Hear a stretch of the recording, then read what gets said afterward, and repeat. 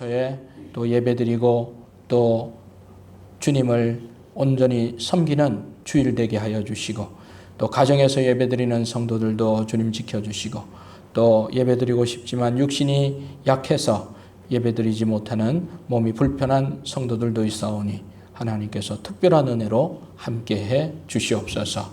주일 예배드리는 이 시간부터 마치는 순간까지 하나님의 은혜로 우리를 지켜 주옵소서. 예수님의 이름으로 기도하옵나이다. 아멘.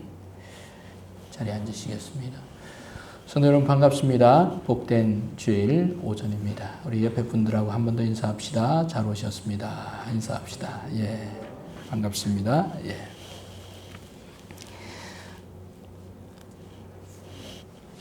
주일 오전 예배 1부 그리고 2부 그리고 가정 예배 드리고 있습니다. 오늘 1부는 제가 말씀을 전하고 2부는 교회 재개발 연구소장님으로 계시는 이봉석 목사님께서 오셔서 또 말씀을 전해 주실 예정입니다.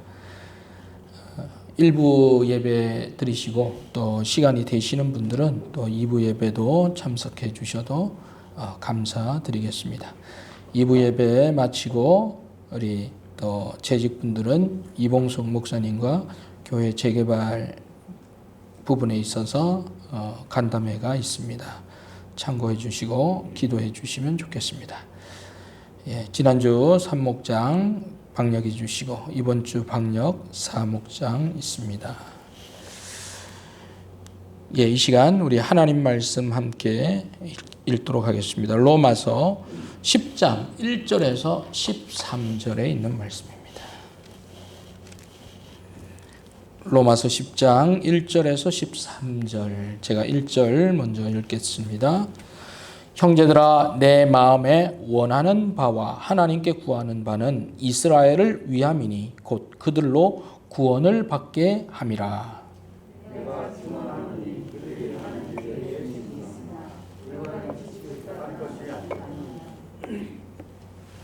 하나님의 의를 모르고 자기의 의를 세우려고 힘써 하나님의 의에 복종하지 아니하였느니라.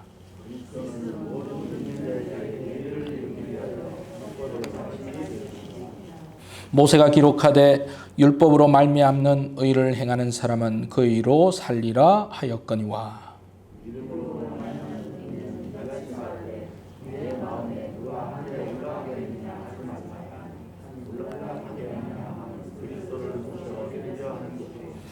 혹은 누가 무저갱에 내려가겠느냐 하지 말라 하니 내려가겠느냐 함은 그리스도를 죽은 자 가운데서 모셔 올리려는 것이라.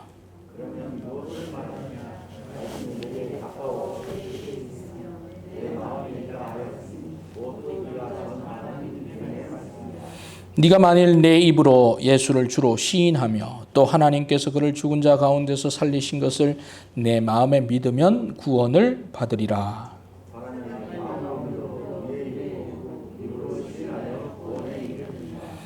성경에 이르되 누구든지 그를 믿는 자는 부끄러움을 당하지 아니하리라 하니,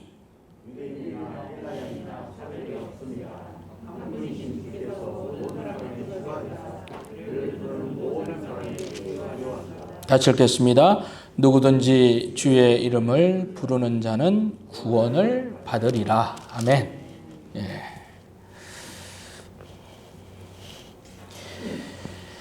오늘 본문 말씀 12절에 보면 차별이라고 하는 단어가 나옵니다. 차별. 우리가 살아가는 동안에 또 우리는 누군가를 향해서 차별하기도 하고 또 우리 스스로가 그런 차별을 당하기도 합니다. 여러분, 다른 사람들이 여러분을 차별하면 여러분 기분이 어떻습니까? 구름을 타고 하늘에 올라가는 그런 기분입니까? 그렇지 않죠? 기분이 되게 좋지가 않습니다. 얼마 전에 코로나19로 인해 가지고 전 국민 재난지원금을 주자라는 그런 논의가 있을 때 일부에서는 전체 다 주고 또 또 한쪽에서는 어려운 사람들 위주로 주자, 막 이런 의견들이 막 이렇게 분분했어요. 그런데 이제 그것이 1차 재난지원금이 있고 또 2차, 뭐 3차, 이번 추석 전에도 뭐가 하나 나온다 그러던데 그게 몇 차죠? 그게 거의 재난지원금에 전혀 관심이 없으시군요. 예. 할렐루야. 예. 그런 것에 전혀 기대하지도 않으시고 6차인가 그래요. 6차. 예. 6차에는 하위 80%까지 준다 그랬나? 뭐 그랬던 것 같아요. 그러니까 상위 20%는 빼고 80%는 이렇게 다 지급한다. 근데 거기에 대해서도 의견들이 분분하죠. 예, 세금 잘 내는 사람은 세금만 내냐? 왜 우리는 또 안 주냐? 뭐 그런 얘기도 있고 그렇습니다. 차별이라는 단어가 거기서도 등장할 수 있겠지요. 또 지난주에 아프가니스탄에 있는 그 사람들이 탈레반의 위협을 피해서 한국 정부에 협력했던 400명이 채 안 되는 사람들이 우리 한국이 보낸 수송기를 타고 한국에 왔습니다. 예. 왔습니다. 예, 다 아시죠? 예. 남의 나라의 소식이라 또 관심이 없으신가요? 진천에 왔다고 하는데 이제 그분들이 한국에서 얼마나 있을지 모르죠. 또 그분들이 다 한국을 좋아하게 될지 그것도 모르겠어요.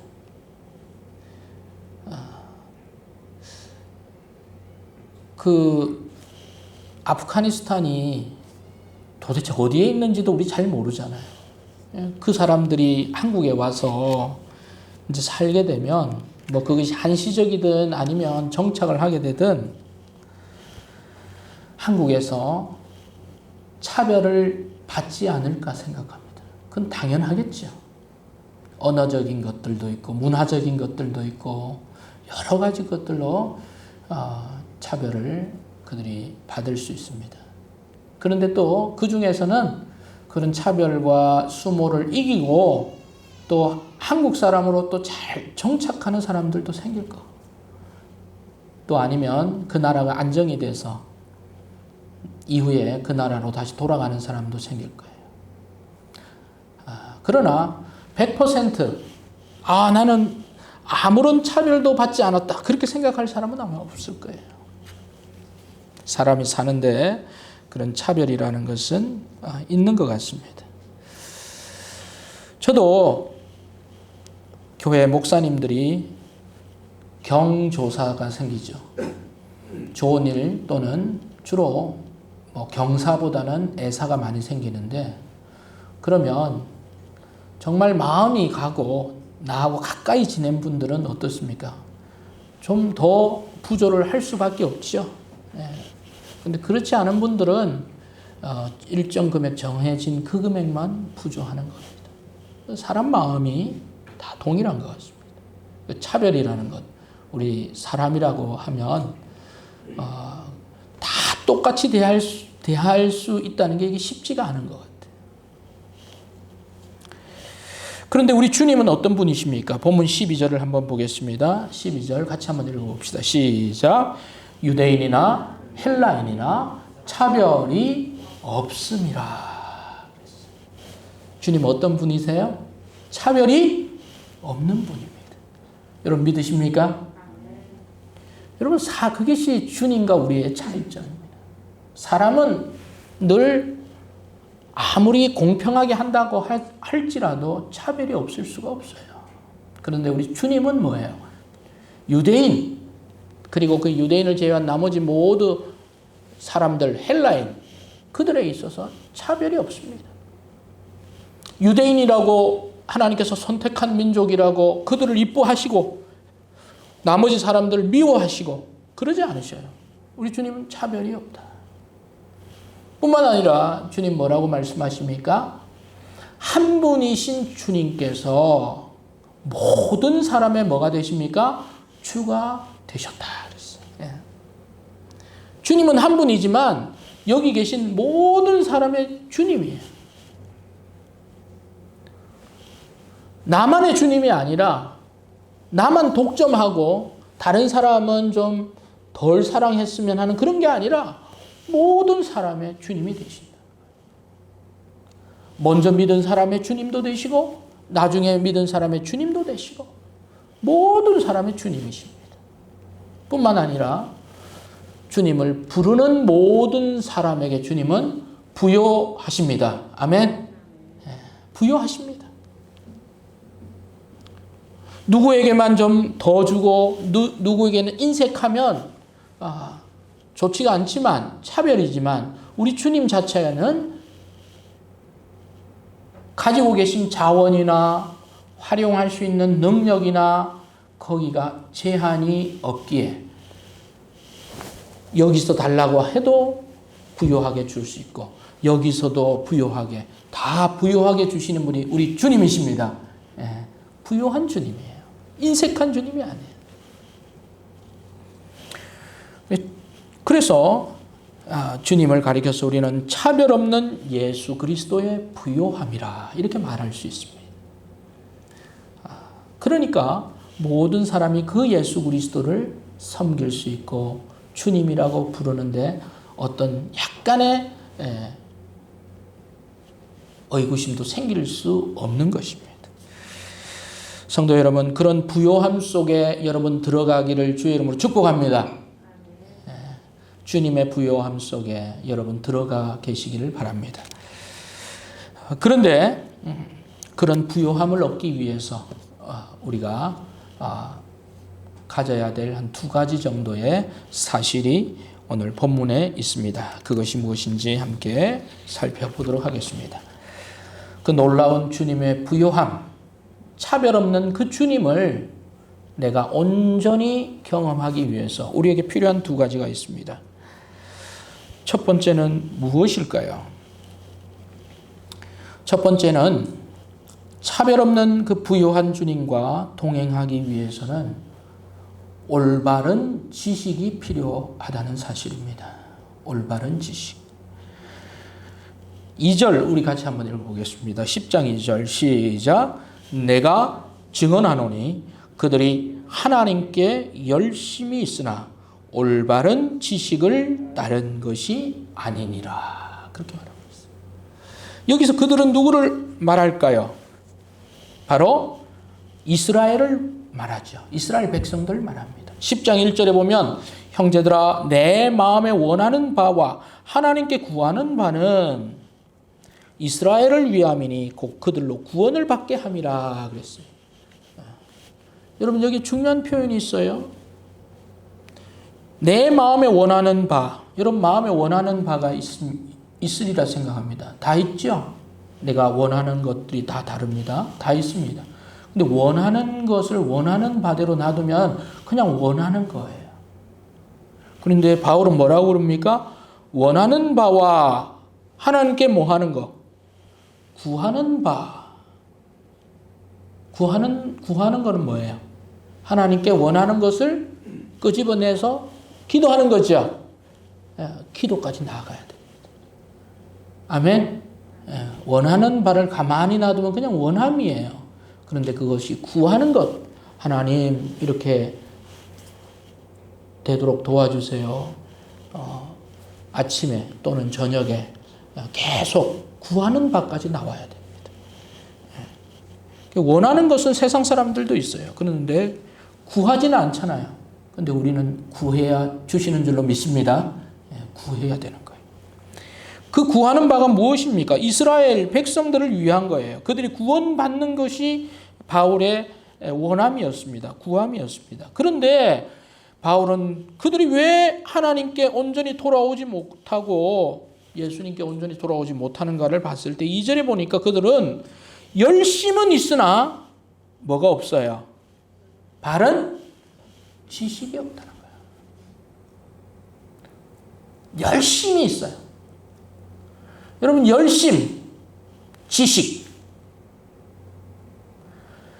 어떤 사람이 열심은 있는데 지식은 꽝이에요. 그것은 어떤 열심이에요? 좀 무모하죠. 그리고 어떨 때는 위험하기까지 합니다. 그런데 어떤 사람은 열심은 없어요. 근데 지식이 있어요. 그러면 어떻습니까? 아무런 일도 안 일어납니다. 아무런 일도 안 일어납니다.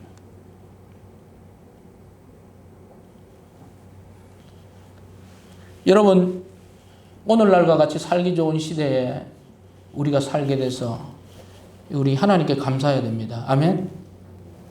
아멘 좀 크게 합시다. 아멘? 아멘. 여러분, 아멘 크게 안 하시는 분들 과거로 돌아가는 수가 있어요. 과거로 돌아가면 여러분 불 피울 때 가스불 그렇게 안 피웠고 나무떼기에 막 비벼가지고 불 내야 돼요. 그렇게 살고 싶으세요? 웃자고 한 얘기인데. 여러분 보세요. 나무에 마찰을 이렇게 막 하면 불이 납니까? 안 납니까? 이론상 난단 말이죠. 이렇게 뭐 정글의 법칙 같은 데 보면 나온단 말이죠. 이렇게. 그거 알고 있어요. 그런데 열심이 없어. 아유, 세월아 내오나. 이렇게 막 하면 불이 나겠어요? 밥 먹겠습니까? 고기라도 구워 먹겠습니까? 못해요. 열심으로 막 팔이 부러지도록 막 이렇게 해가지고 막 연기가 나도록 한 1시간 이상 해야 돼요. 1시간 해도 모자랄 거예요. 해야 뭐가 연기가 나고 뭐가 되면 지푸라기라도 붙여가지고 쏙 이렇게 불을 붙이. 열심히 있어요. 지식과 더불어 열심히 필요해요. 근데 뭐 열심만 있으면 또 안 되겠죠. 지식은 없고. 막 돌멩이를 막 땅바닥에 막 때리쳐고 막 그런다고 불이 일어나겠어요? 물론 일어날 확률도 조금은 있지만 거의 잘 안 일어날 거예요. 그거는 팔만 아프지. 그래서 열심도 중요하지만 뭐가 중요해요? 바른 지식이 중요하다는 거예요. 그래서 신앙생활 하는데 중요한 것은 무엇인가? 열심과 지식이 함께 가는 거예요. 열심과 지식이 함께 가야 돼요. 유대인들은 열심히 있었어요. 하나님이 주신 그 율법을 어떻게든 잘 지켜보겠다고 율법을 잘게 나누어 가지고 그 율법을 지키고 율법을 지키지 않는 자는 율법을 범한 자라고 해서 상종도 하지 않고 정죄하고 비판하고 너는 하나님의 백성이 아니라고 그렇게 하고 자기들은 율법으로 거듭날 수 있고 율법으로 지키면 하나님의 사랑받는 자녀인 것처럼 그들은 착각했어요. 그런데 하나님께서 율법의 완성이 되시는 예수 그리스도를 그들에게 보내주셨지만 그들 눈앞에 주셨지만 그들은 어떻게 했습니까? 그것을 어떻게 했습니까? 거절했죠. 지식이 없는 거죠. 하나님의 마음을 읽지를 못한 거죠. 십자가라고 하는 것이 어떻게 하나님의 자녀가 십자가에 돌아갈 수가 있단 말입니까? 처음에는 유대인이었던 베드로도 이해할 수 없었죠. 그래서 예수님께서 내가 십자가에 죽어야 된다고 하니까 베드로가 뭐라고 그랬습니까? 아유, 예수님 무슨 그런 일이 일어날 수 있습니까? 그러면서 역정을 냈어요, 예수님한테. 그러니까 예수님께서 내가 사람의 일을 생각하고 하나님의 일을 생각하지 않는다. 그 얘기를 하셨습니다. 그러면서 사탄아 물러가라 그런 얘기도 했죠. 그런데 왜냐하면 베드로가 지식이 없어요. 베드로만 그런 게 아니에요. 11 제자도 다 지식이 없었어요. 그러나 예수님께서 13년을 소기의 경일기처럼 계속 이야기했던 것이 예수님 돌아가시고 난 이후에 성령께서 그들의 마음에 들어오셨을 때 그 하셨던 말씀이 그때부터 뭐가 됩니까? 이해가 되기 시작했죠. 십자가의 도는 이렇게 해서 필요한 것이구나. 예수님이 3일 만에 죽으시고 다시 살아나셔야 될 이유가 있구나. 지식이 생겼습니다. 그러나 유대인들은 끝까지 그 지식을 어떻게 합니까? 거절하죠. 거부합니다. 그러하기에 성도 여러분, 유대인들은 지금도 예수 그리스도를 인정하지 않습니다. 그리고 지금도 하나님에 대한 열심은 있어요. 어떻게 결론 내릴 수 있습니까? 신앙생활은 열심과 더불어서 바른 방향을 향해 달려가는 바른 지식이 반드시 필요하다는 사실. 성도 여러분, 사람은 잘못 배우면요, 잘못 배운 그것이 잘못이라고도 생각하지 않고 그것이 자신의 신앙관이 되어버릴 수 있습니다. 그래서 처음 배우는 것이 참 중요하죠. 교회에 대해서 잘못된 가치관을 가지고 있는 사람은요, 시간이 지나도 교회에 대해서 계속 잘못된 가치관 그대로 가지고 있습니다. 또한 구원에 대해서도 제대로 배우지 않으면 시간이 지나도 그 구원관을, 성경적인 구원관을 갖는데 엄청나게 어렵죠. 여러분, 왜 이단에 빠지지 말라고 얘기하고 왜 그런 곳에 가지 말라고 합니다? 여러분, 이단에 들어가는 것은 다시 말해서 여러분이 입고 있는 옷이 빨간 물에 들어가는 것과 똑같아요. 빨간 물에 한번 들어갔다 나오면 물이 다 빨간색이 돼요. 그 빨간 물을 흰 물로 빼야 되는데 그러려면요, 처음 하는 게 훨씬 쉽지 그렇게 하는 건 아주 어려워요. 왜냐하면 이미 그런 생각을, 다른 생각을 가지고 있기 때문에. 그래서 뭐 신천지라든지 이단에 빠진 사람들이 다시 정상적인 교회로 돌아오기가 그만큼 어려워요. 자기만의 독특한 색깔을 거기서 만들어 버립니다. 그래서 우리 성도들은 무엇이 중요한가? 하나님을 섬기는 데 있어서 바른 신앙을 배우는 것이 중요한데, 그것은 바른 신앙이라는 게 도대체 뭐냐? 성경적인 신앙이 바른 신앙인 줄로 믿습니다. 성경적인 것, 그것을 우리 교회에서 하는 설교나 예배나 교제나 이 모든 게 하나의 뭐예요? 교육입니다. 이 모든 것을 통해서 자기의 신앙생활을 점검하고 다른 사람들을 돌아보며 배워나가는 것, 이것이 뭐냐? 바른 신앙 지식을 쌓는 거예요. 여기 있는 올바른 지식을 쌓는 거예요. 그런 공동체를 통해서 우리는 성경적인 신앙생활을 현실과 접목시켜서 계속 신앙생활을 해나가고, 또 성경과 사람들과 소통하고, 때로는 자신을 절제하고, 또한 하나님의 말씀에 순종하는, 이것이 바로 바른 신앙생활인 것입니다. 그러할 때 우리는 더 나은 신앙인이 되고 공동체는 더욱더 세워지는 것입니다. 바른 성경 지식과 열심이 더해지면 아름다운 작품이 되는 것입니다. 그런데 바른 성경 지식도 없고 열심만 있으면 결과가 보장될 수 없어요. 그것은 아주 나쁜 결과가 초래될 수도 있습니다. 저기 아프가니스탄에서 활동하고 있는 탈레반이나 IS가 열심이 없습니까? 그 사람들 엄청 열심히 있어요. 그냥 자살 폭탄 조끼를 입고 자기도 죽을 열심이 있어. 그런데 바른 지식인가요? 하나님에 대한 바른 지식을 가지고 그들이 삽니까? 아닙니다.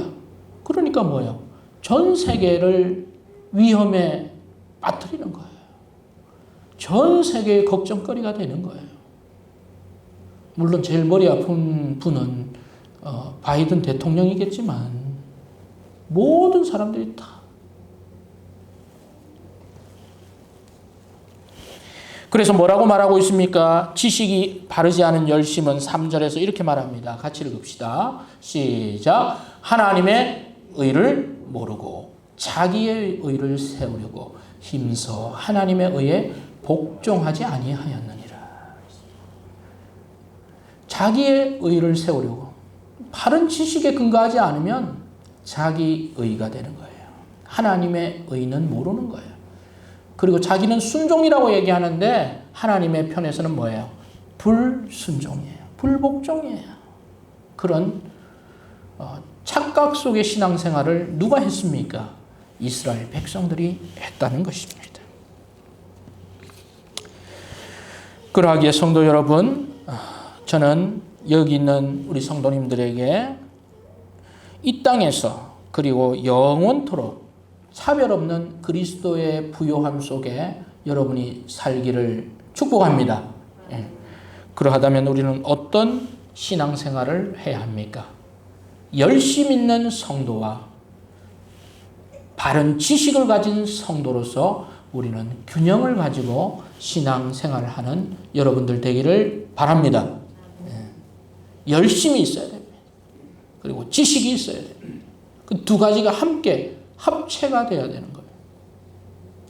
열심이 없으면 아무런 일도 벌어지지 않고 지식이 없으면 다른 방향으로 결과가 나온다는 사실을 기억하시기를 바랍니다. 바른 지식과 열심이 함께 가는 여러분들 되기를 바랍니다. 두 번째, 우리는 부요한 주님과 동행하기 위해서는 입술의 고백의 믿음이 중요하다는 사실입니다. 입술의 고백이 중요하다. 무슨 말인가요? 9절 같이 한번 읽겠습니다. 9절입니다. 시작. 네가 만일 내 입으로 예수를 주로 시인하며 또 하나님께서 그를 죽은 자 가운데 살리신 것을 내 마음에 믿으면 구원을 받으리라 그랬어요. 10절에도 같이 읽읍시다. 시작. 사람이 마음으로 믿어 의에 이르고 입으로 시인하여 구원에 이르느니라. 계속 지금 뭘 말하고 있어요? 입으로 시인하는 것, 입으로 고백하는 것의 중요성을 말하고 있습니다. 여러분, 그리스도인에게 가장 중요한 것은 믿음이죠. 그래서 4절에 보면 그리스도는 모든 믿는 자에게 의를 이루기 위해 율법의 마침이 되었다. 믿는 자에게 믿음입니다. 그런데 이 믿음이라는 것이 정확한 실체가 뭐냐고 규명 내리기가 상당히 좀 애매할 수 있습니다. 그래서 여기 6절에 보니까 어떤 사람은 아니 믿음을 얻으려면 내 하늘에 올라가야 됩니까? 그렇게 묻는 사람이 있어요. 여기 보면 내 마음에 누가 하늘에 올라가겠느냐? 그렇게 하지 말라. 왜냐하면 예수님이 부활하시고 어디로 올라가셨어요? 하늘에 올라갔잖아요. 그럼 우리의 믿음도 하늘에 올라가야 그런 믿음이 생기냐? 아니다. 바울 사도의 표현에 의하면 그렇게 하는 것은 그리스도를 다시 모셔 내리려는 것이요. 이 좀 비유적인 표현이죠. 그렇게 할 필요가 없다 그랬어요. 또 7절에 어떤 사람은 그러면 우리는 땅으로 내려가야 됩니까? 그렇게 질문할 수도 있어요. 왜냐하면 예수님께서 부활하시기 전에 3일 동안 어디로 가셨습니까? 죽음을 경험했죠. 여기서는 무저갱이라고 말하고 있습니다. 무저갱은 죽음이 있는 곳.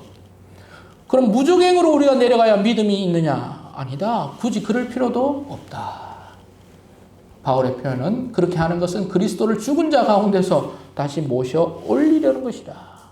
우리가 모셔 올리지 않아도 우리 주님께서는 사흘 만에 부활하셨습니다. 그래서 그런 믿음이 멀리 있는 게 아니에요. 그럼 뭐가 믿음이냐? 8절 같이 읽읍시다. 시작. 그러면 무엇을 말하느냐? 말씀이 내게 가까워 내 입에 있으며 내 마음에 있다 하였으니 곧 우리가 전파는 믿음의 말씀이라 그랬습니다. 믿음이 어디 있습니까? 여러분의 어디에 있다고요? 어디요? 입에, 그리고 마음에. 한번 따라 합시다. 내 입에, 내 마음에 믿음이 있다. 내 입에 있다 그랬어요. 내 마음에 있다 그랬어요. 그럼 저 사람이 믿음이 있다. 믿음이 있어야 된다. 그러면 무엇으로 확인할 수 있을까요? 첫 번째, 자, 잘 보세요. 첫 번째 마음, 두 번째 입. 자, 마음이 파악하기 쉬워요? 입이 파악하기 쉬워요? 어때요? 옆 사람 마음 한번 보세요. 보여요, 안 보여요? 보이잖아. 안 보여? 나 다 보이는데. 마음은 우리가 몰라요. 그렇죠? 그러면 그 마음은 본인만 알아. 내 마음에 있다. 그렇죠? 내 마음에 있는 건 나만 알지. 내가 믿음이 있는지 없는지는 몰라요. 내가 아는 거야. 그런데 다른 사람도 알 수 있는 거는 하나 더 있어요. 뭐예요? 입술에 있는 거야. 내가 하는 말. 이해가 되십니까? 그래서 믿음은 뭘로 표현되는 거예요? 입술로 표현돼요. 그래서 뭐라고 말씀하고 있습니까? 9절에 네가 만일 내 입으로 예수를 주로 시인하며 믿으면 구원을 받으라 했어요. 그래서 우리가 입술의 고백이 중요하죠. 내가 예수님 믿습니다 말하지 않으면은 그 사람 믿음이 있는지 알 수가 없어요. 내가 예수님 믿겠습니다. 내가 침례를 받겠습니다. 내가 이 교회의 회원이 되겠습니다. 내가 주님 앞에 헌금을 드리겠습니다. 뭐예요? 그게 믿음이에요. 내가 당신을 사랑합니다. 그게 믿음의 고백인 거예요. 내가 주님께 기도합니다. 이게 믿음. 그래서 믿음은 뭐하고 관련이 돼요? 반드시 뭐예요? 우리가 하는 말하고 직접적. 그래서 입에서 좋지 않은 말이 나오면 그건 뭐예요? 믿음 있음이에요? 믿음 없음이에요? 판단할 수 있겠죠. 말이라는 게 그렇게 중요해요. 입술이라는 것이. 그래서 10절에 뭐라고 말하고 있습니까? 같이 읽읍시다. 시작. 사람이 마음으로 믿어 의에 이르고 입으로 시인하여 구원에 이르느니라. 아멘. 마음으로 믿는 건 하나님만 아시는 거예요. 그러나 입으로 시인하면 하나님뿐 아니라 하나님의 사람들도 같이 아는 것입니다. 그래서 간증, 고백, 나눔 이것이 얼마나 중요한지 몰라요.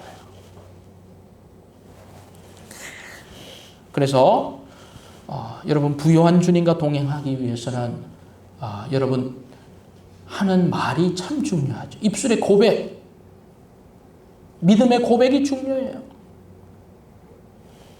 베드로가 칭찬받았던 때는 언제입니까?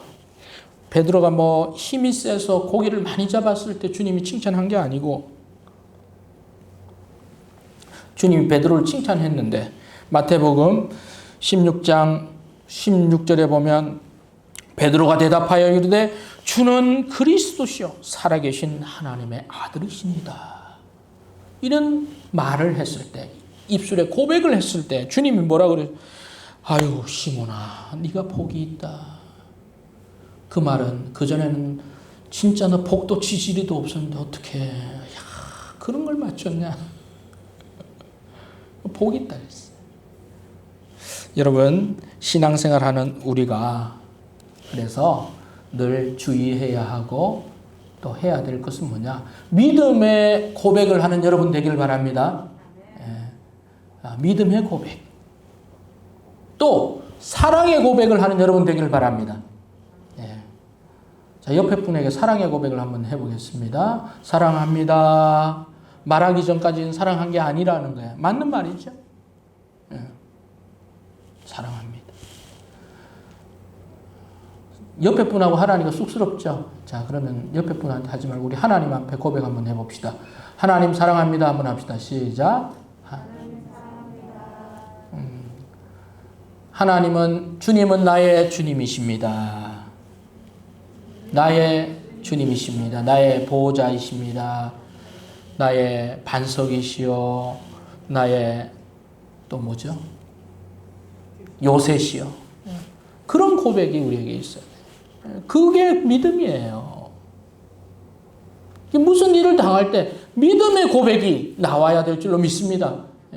특별히 환난을 당하고 어려움을 당할 때 믿음의 고백. 그것이 믿음이에요. 여러분의 입술이 믿음으로 고백되기를 바랍니다. 믿음의 고백을 자주 하고 표현하고 그것이 믿음인 거예요.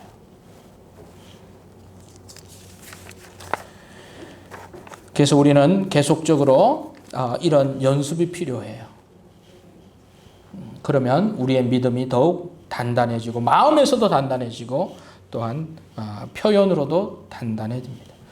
여러분 이번 한 주 여러분 입술로 주님을 더욱 표현하는 한 주 되시길 바랍니다. 또 마음으로 주님을 더욱더 고백하는 그런 한 주 되시길 바랍니다. 이렇게 이런 믿음을 가지고 있을 때 성경은 우리에게 뭐라고 말하고 있습니까? 여기 11절입니다. 같이 읽읍시다. 시작. 성경에 이르되 누구든지 그를 믿는 자는 부끄러움을 당하지 아니하리라. 아멘. 부끄러움을 당하지 않는다는 건 뭐예요? 하나님께서는 존귀 여기신다. 믿음의 고백을 하는 사람들의 고백을 하나님 받으시고 돌보신다. 그래서 13절에 뭐라고 결론 맺고 있습니까? 같이 읽읍시다. 시작. 누구든지 주의 이름을 부르는 자는 구원을 받으리라. 아멘. 예. 물론 여기서 말씀은 구원을 받는다. 이 말은 사망에서 생명으로 옮기는 그 구원도 당연히 직접적으로 포함되지만 부수적으로는 뭐예요? 어렵고 또한 곤란한 지경에서도 주의 이름을 부를 때 주님의 도우심을 구할 때 그 상황에서 어떻게 되는 거예요? 구원을 받는 줄로 믿습니다. 예. 이것이 바로 주님이 주신 믿음의 고백의 능력이에요. 말의 능력이에요. 예. 고백의 능력이에요.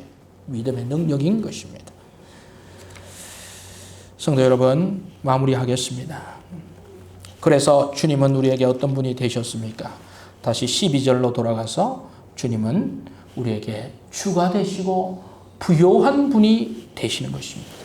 그리고 우리에게는 어떤 누구와 차별하지도 않습니다. 내가 늦게 왔다고 차별하지도 않아요. 내가 일찍 왔다고 차별하지 않아요.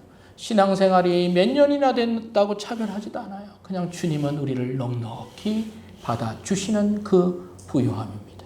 여러분 그 부요함에 풍덩 빠지시는 여러분 되기를 바랍니다. 그리고 그 주님을 닮아가고 배워갈수록 여러분 우리 안에 있는 어떤 좋지 않은 차별 있죠? 인종적인 차별, 또 우리 안에 있는 어떤 지역 색깔에 대한 차별, 우리 안에 이런 사람은 이럴 거야 하는 그런 차별, 그런 차별도 조금씩 버리는 여러분들 되시고 오직 그 안에 예수 그리스도가 중심이 되기를 바랍니다. 예수 그리스도가 중심이 되시고 그 부요함을 여러분 받으시고 또 다른 누구에게 그 부요함을 전달하시는 그런 풍성한 삶으로 살아가시는 여러분 되시길 바랍니다. 한 주도 여러분 부요함 속에 믿음의 고백 속에 살아가기를 주의 이름으로 축복합니다. 기도하겠습니다.